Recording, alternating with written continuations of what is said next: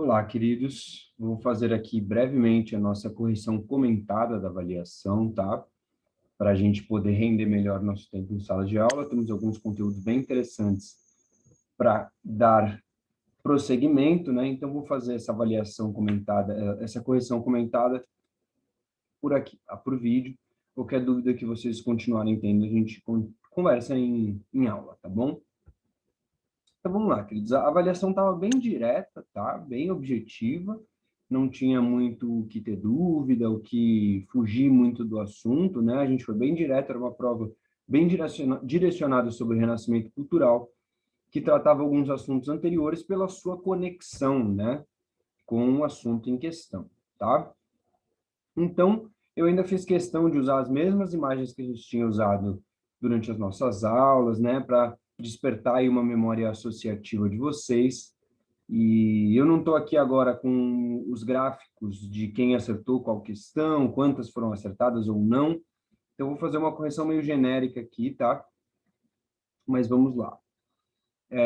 Bom, o primeiro texto pré-questão aí dizia o seguinte: os territórios da Europa Ocidental passaram por um processo de feudalização a partir da crise do Império Romano e das chamadas invasões bárbaras. Nenhuma novidade, né, queridos? A Europa Ocidental se tornando feudal depois da crise do Império Romano, com as invasões bárbaras, quando esses povos, chamados de bárbaros, chegam nos interiores, onde os romanos tinham estabelecido o colonato, eles negociam as terras, se desenvolve aí uma nova estrutura de sociedade, né? Sem um poder centralizado e sem um poder regional de cada feudo, e período também bastante marcado pela influência e pela importância da Igreja Católica, né? Então, esse período marcou o início da Alta Idade Média e determinou suas principais características, né? Esse processo, né, da feudalização marcou as principais características da Alta Idade Média, particularmente, né? A gente vê a imagem de um feudo aí, né, com o castelo central do senhor feudal, algumas áreas no entorno onde os camponeses trabalhavam as terras dos senhores, né, o método conhecido como corveia, além das áreas dos camponeses, né, que viviam na condição de servos, que tinham que pagar impostos para os senhores, particularmente em espécie, né, impostos pagados em produto, né, não exatamente em moedas, embora isso acontecesse também não era o mais comum, né. Então vamos lá, queridos, a questão era bem direta. A respeito das características da Alta Idade Média na Europa Ocidental, indica a alternativa incorreta. Beleza? Então é simples, procurar a fake news, né, queridos? A economia feudal era essencialmente agrícola. Correto, né, queridos? Era basicamente agricultura, pagar impostos para os senhores vivendo dos impostos, e é isso, né? Sem comércio complexo, sem muito uso de moedas, uma sociedade bastante simples, né? Bastante rural, totalmente centrada na agricultura. A maioria da população vivia na condição de camponeses, sob regime de servidão. Correto, né, queridos? A servidão, ela não é escravidão, certo? A escravidão tem uma lógica de propriedade sobre o ser humano. A servidão, ela é mais amena, digamos assim, né? Embora ela seja um regime em que a pessoa está presa a um determinado território, ela não pode sair daqueles territórios, né? É como se ela pertencesse àquela terra, certo? É diferente da escravidão. Não está correto, portanto, essa alternativa. A maioria da população eram camponeses, né? A única exceção eram os senhores feudais, as suas famílias, e os membros das igrejas, que geralmente vinham das famílias de nobres, né? A gente já conversou bastante sobre isso no ano passado. Em geral, somente o primeiro filho homem herdava o feudo, né? Então, o que os outros filhos homens fariam? Em geral, eles iam para as igrejas, né? Isso explica um pouco o que a gente vai discutir depois sobre as reformas protestantes, por que tinham tantas imoralidades dentro da Igreja Católica, porque, em geral, grande parte das pessoas que entravam na igreja não entravam por ofício, por dom, por um entendimento filosófico, teológico, e sim porque eles eram o segundo, terceiro, quarto, quinto, sexto filho de um senhor feudal, e, portanto, era uma forma tanto dele se manter numa posição confortável, quanto era uma forma do pai e do irmão mais velho, do herdeiro, evitar que esses irmãos mais novos, inclusive, quisessem matá-lo, né, para poder herdar no lugar dele aquelas terras, aquelas riquezas, né, querido? A gente conversou bastante sobre como era comum, inclusive, o assassinato entre irmãos, já que somente o mais velho herdaria o feudo, né? Então, tá aí. Tá correta essa alternativa e ainda acrescentamos mais algumas informações. O cristianismo católico era a única religião existente e somente seus membros tinham acesso aos conhecimentos. É verdade, né, queridos? A grande maioria da população não tinha nenhum tipo de educação, não sabia ler, mesmo dentro da nobreza, né? Em geral, a escrita ela estava basicamente somente dentro dos mosteiros, das igrejas, né? E era basicamente, não era uma escrita filosófica, não era uma escrita de novidade, né? Eram chamados escribas, que eram basicamente copistas, né? Eles ficavam copiando aqueles textos, tanto bíblicos quanto de alguns autores da antiguidade, que faziam sentido, que eram coerentes ali na lógica de uma cosmovisão, né? De uma visão de mundo da religião católica, tá? E a gente inclui aí alguns textos, inclusive do Aristóteles. Então, está correta essa alternativa, né? Era a única religião existente e eram as únicas pessoas que tinham acesso a conhecimentos, como, por exemplo, saber ler, né? Vamos lá, os senhores feudais viviam em castelos. Simples, né, queridos? Eu vi que teve gente que marcou essa, não entendi bem o porquê. Tinha, inclusive, uma imagem aí em cima. Era isso mesmo, né, queridos? Um castelo cercado pelas terras servis. Então, vamos lá, só nos sobrou a última alternativa como incorreta. A Idade Média pode ser considerada, de fato, como uma Idade das Trevas, já que todo o período foi marcado por fome, guerras, doença e perseguição religiosa. Errado, tá, queridos? Esse é o estereótipo, essa é a visão pejorativa que foi projetada sobre a Idade Média. A gente conversou bastante sobre isso, não é um período gostosinho, né, queridos? Não é um período muito complexo, é um período de grande simplicidade na cultura e no modelo de sociedade, mas ela não são aí 500 anos, né, de alta Idade Média, ou mesmo 1000 anos de Idade Média, em que existe fome, guerras, doenças, perseguição. As guerras até eram comuns, né, os conflitos por território, tinham alguns momentos de fome, mas não era uma coisa que acontecia o tempo todo, e como foi dado a entender posteriormente, quando se projeta a crise do século XIV como uma realidade de toda a Idade Média. A gente conversou sobre isso. Então, essa alternativa está errada, tá? Essa visão de que a Idade Média é uma idade das trevas, marcada por fome, guerras, doença, perseguição religiosa, ela é equivocada, tá? Inclusive, é muito difícil de você imaginar a perseguição religiosa numa sociedade que só tem uma religião, né? Então você não tem nem uma oposição à qual perseguir. Raros são os casos durante a Idade Média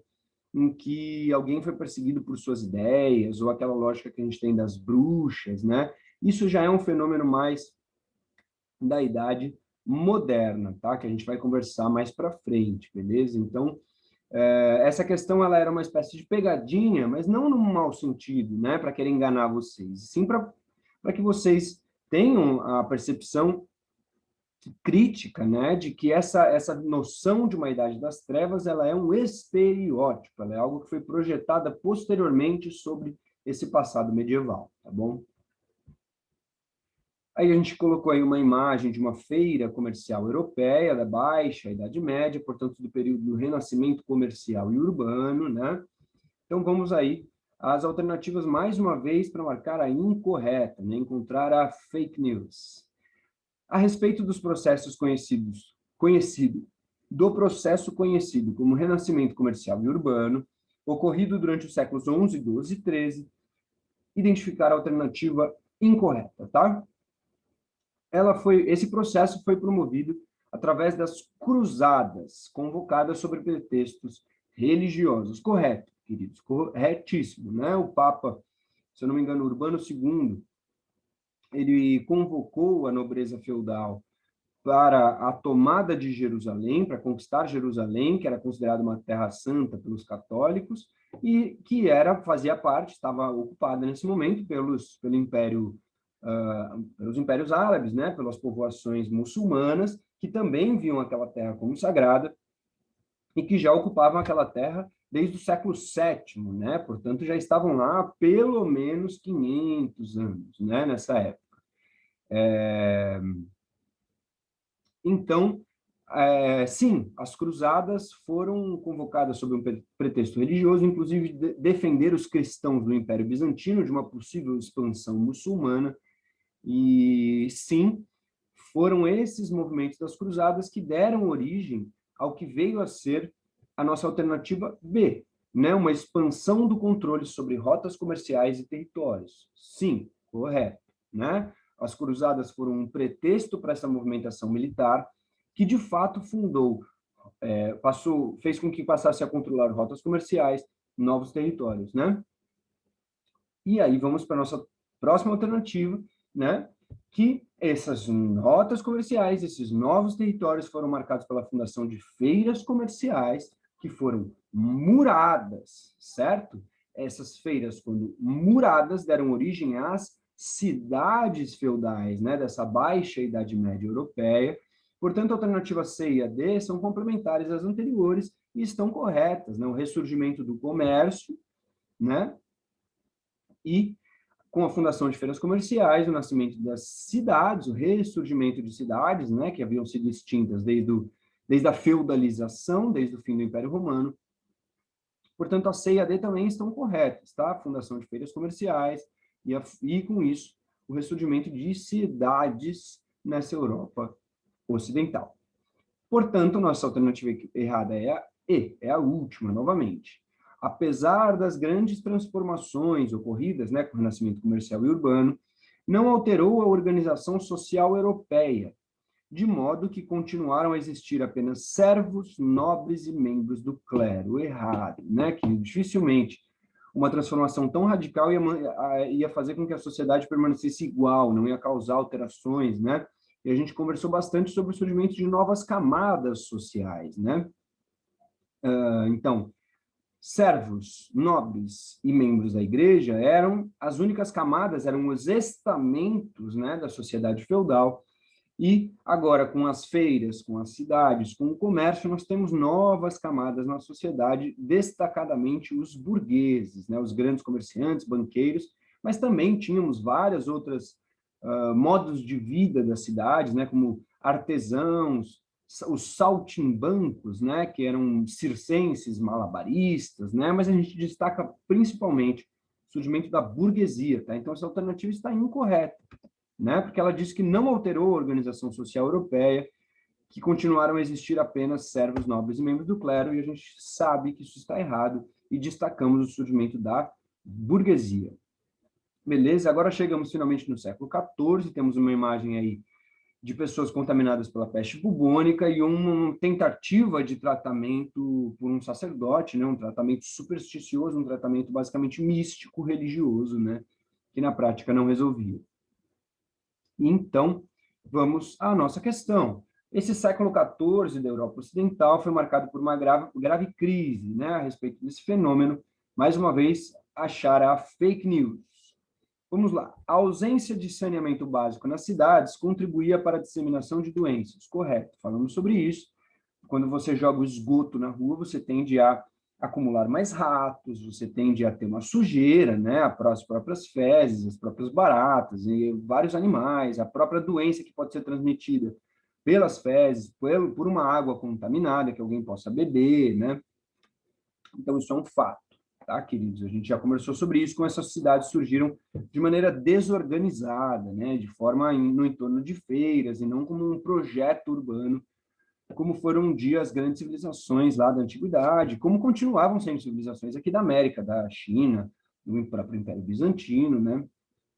Então, particularmente essas cidades europeias, a ausência de saneamento básico contribuía, sim, para a disseminação de doenças. Assim como até hoje em dia acontece isso, né? Se você não trata o esgoto, queridos, assim como no Brasil quase metade das casas não tem esgoto tratado, você tem uma grande chance da disseminação de doenças, né? Vamos lá. Alternativa B. A interpretação religiosa sobre a crise tendeu, ou seja, teve uma tendência, não significa que foram todos, a uma perspectiva supersticiosa e apocalíptica. Correto, né, queridos? Conversamos bastante sobre isso, uma interpretação de que eram as punições divinas, as maldições prometidas, ou mesmo um apocalipse, né, gerando aí uma reação mística, né, de fim dos tempos, de que é preciso se humilhar, de autoflagelamento, né, de se sentir culpado, de culpar aos outros. A gente viu que foi um cenário meio bem tenebroso aí na perspectiva religiosa também. Não veio exatamente um discurso de esperança das religiões, né? Então vamos lá. Está correto. Apesar do seu impacto imediato, a crise não causou grandes alterações na mentalidade europeia. Mais uma vez, queridos, é muito difícil que algo de um impacto tão grande não cause alterações na mentalidade das pessoas, né?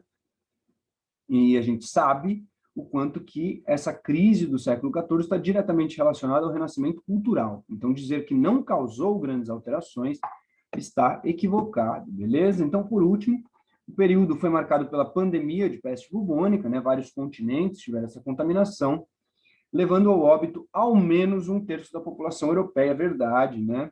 Particularmente nas cidades, pela ausência do saneamento básico, pelo fato de que um papa, na época, mandou matar os gatos, justamente por superstição religiosa, né? Já que os gatos estavam associados à bruxaria. Então, sem os gatos, os ratos se proliferam ainda mais, e a pulga dos ratos era o vetor da bactéria que causava a peste bubônica, né, queridos? Então, aí mais um exemplo de superstição prejudicando o combate e a pandemia e o cuidado com a saúde, né? Mais uma vez, a superstição religiosa comprometendo os esforços médicos e podemos chamar de científicos também na época, né? A gente está falando aí de uma explosão do renascimento científico que vem justamente desse contexto de crise. Por último, o período foi marcado por crises alimentares, fome e miséria, além de guerras, como a Guerra dos 100 Anos entre a Inglaterra e a França, sim, verdadeiro, tá? E é mais ou menos isso, é esse cenário que foi projetado como uma Idade das Trevas, lá da nossa primeira questão, que foi atribuído a 1000 anos de Idade Média, que a gente falou que é errado, mas a gente tem aí nesse último século de Idade Média, portanto, isso como uma verdade histórica, tá? Realmente um período de fome, miséria, guerras, doenças, tá? Esse último século, a crise do século XIV, sim, foi essa idade das trevas que os renascentistas e mesmo historiadores mais tarde projetaram sobre a Idade Média como um exagero, como um estereótipo, né?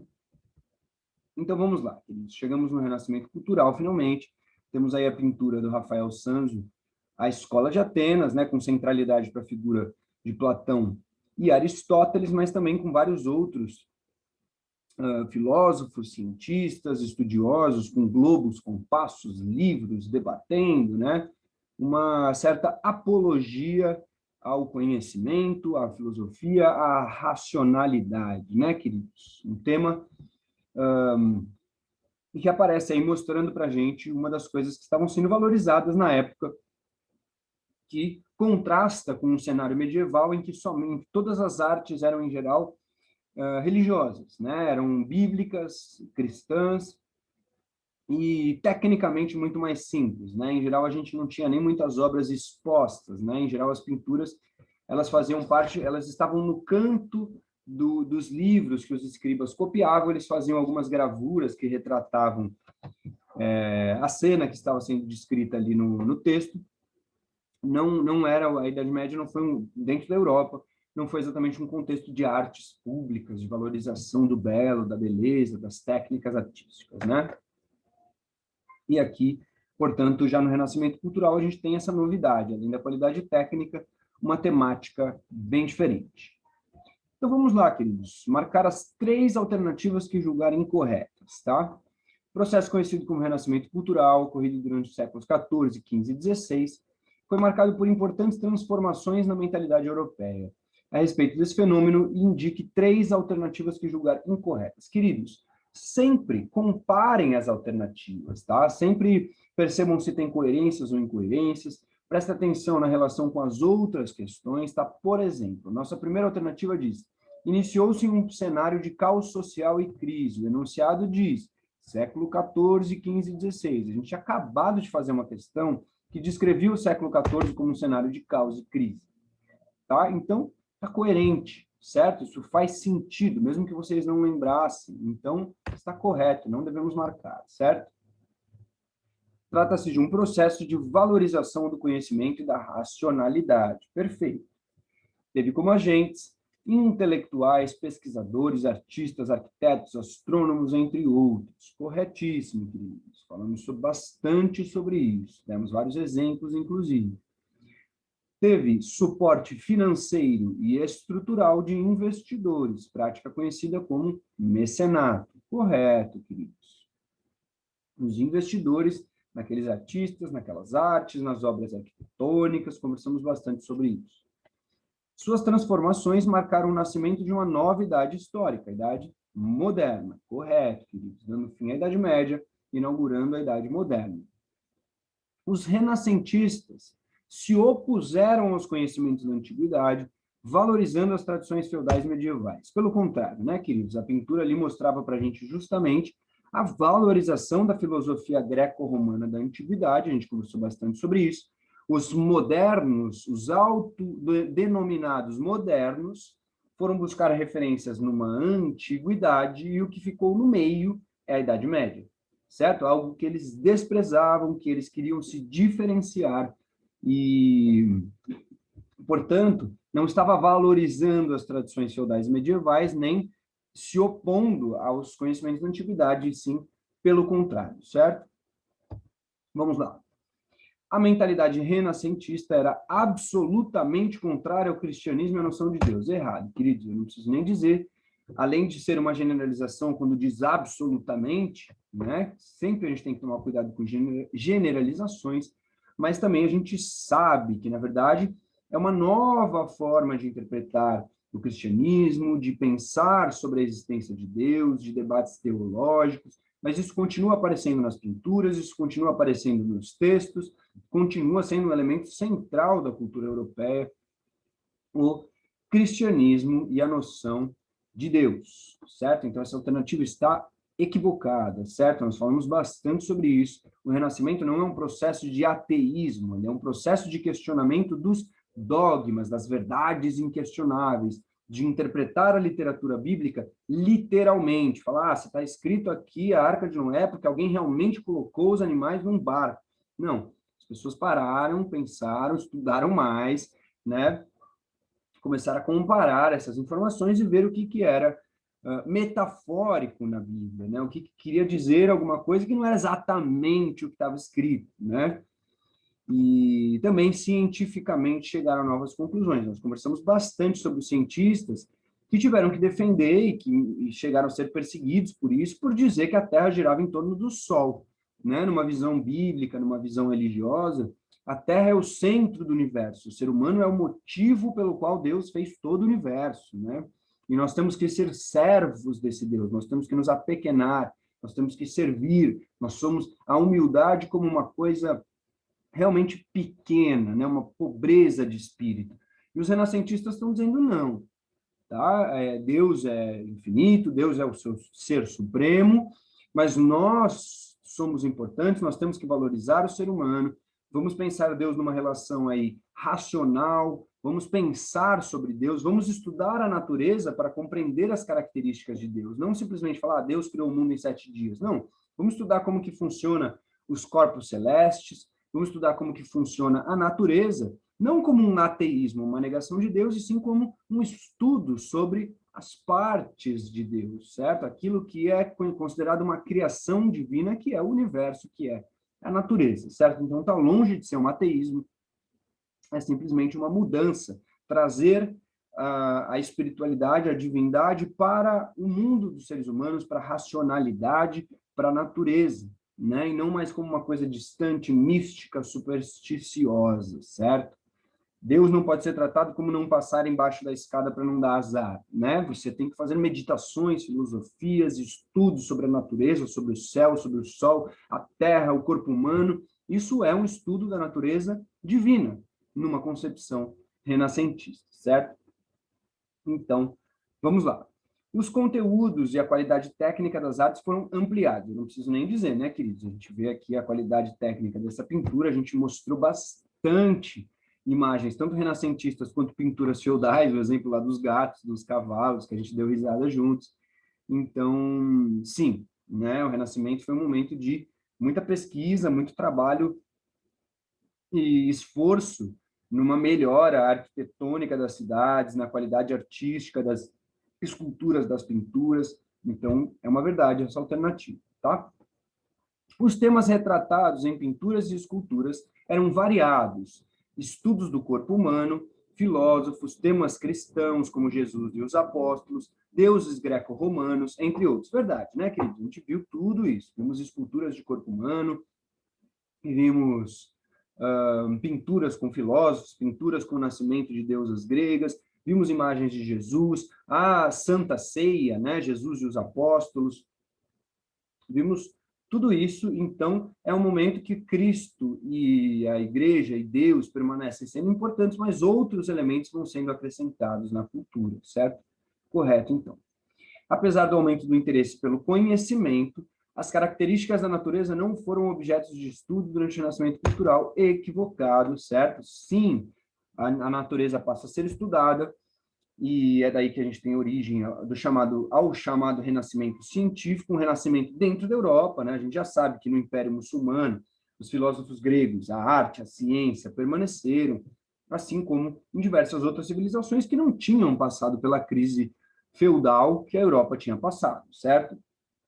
Então, lembrando sempre, quando a gente fala dessa crise da civilização romana, da feudalização e de um renascimento, tanto do comércio, quanto das cidades, quanto da cultura, a gente está falando da Europa, particularmente ocidental. O resto do mundo tem seus próprios processos e está lá vivão e vivendo nas suas muito complexas civilizações, ou em outros lugares nas suas também complexas tribos, chefaturas, o que quer que seja. Tá? A humanidade não para, tá? A humanidade não é só a Europa, a gente está estudando isso aqui por razões que já comentamos e vamos continuar estudando e comentando, certo? Continuando então, queridos, a questão 5 pedia para vocês basicamente refletirem quais eram as razões, quais eram os motivos dos mecenas, quais eram as intenções de quem investia nos artistas, nos arquitetos, etc. Tanto burgueses quanto igrejas ou príncipes, por que é que eles investiam em um artista? E a maioria de vocês respondeu que era basicamente para autopromoção, né? Uma valorização de si mesmo, se colocar como uma pessoa que para ser bem visto na sociedade, né? Mas o mais importante, queridos, que só alguns responderam, era a divulgação, a propagação de uma visão de mundo, certo? Quando uma igreja financiava lá o Michelangelo para pintar o teto da Capela Sistina com aquela obra magnífica, aquilo era uma forma de enaltecer a grandiosidade da religião, do discurso, da divindade, da sacralidade, né? Do quão sagrado é aquela igreja, aquele espaço, e assim como quando um burguês ou um príncipe de uma cidade construía uma igreja, financiava a construção de uma igreja, mas punha o brasão da sua família ali na frente, ele estava promovendo a sua família, promovendo a si mesmo, a sua importância, né? Quando um burguês financiava o Rafael Sanzio a pintar Platão e Aristóteles e a Escola de Atenas, ele estava difundindo, propagando a valorização da racionalidade, da filosofia, tá? Essa era a resposta esperada, tá? Basicamente, a principal intenção era a valorização de uma visão de mundo, de uma perspectiva de realidade, certo? Dos príncipes financiando artistas para escreverem ou fazerem artes que demonstrassem que uma sociedade com poder centralizado na figura de um rei ou de um príncipe é mais eficiente do que uma sociedade dividida em feudos, tá? É uma coisa que a gente vai conversar mais para frente também, tá? Então, é isso, tá, queridos? Aí temos a clássica pintura do Da Vinci, o Homem Vitruviano, um estudo das proporções do corpo humano. E para a gente finalizar, então, queridos, com esse trechinho aqui de um texto do próprio Da Vinci, em que a gente tinha que encontrar a alternativa correta. Eu acho que a maioria de vocês acertou. Então, vamos lá. Aqueles que se entregam à prática da ciência Desculpa, vamos de novo. Aqueles que se entregam à prática sem ciência são como o navegador que embarca em um navio sem leme nem bússola. Ou seja, aquele que age sem ciência, ele é como um navegador que não tem uma bússola, não tem nada que o indique a direção, nenhum leme, algo que o ajude a direcionar-se, certo?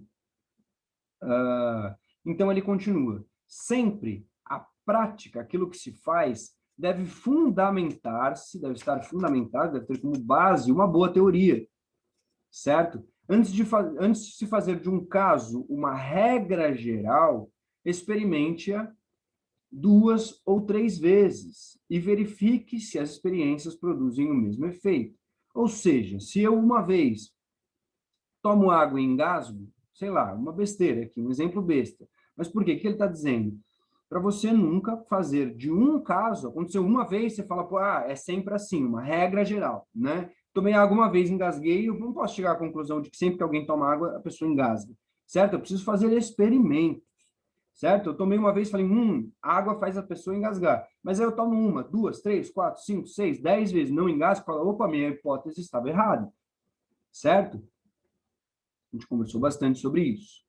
O professor Vinícius contribuiu na nossa aula, deu o exemplo lá da goiabeira, né? Imagino que vocês lembram.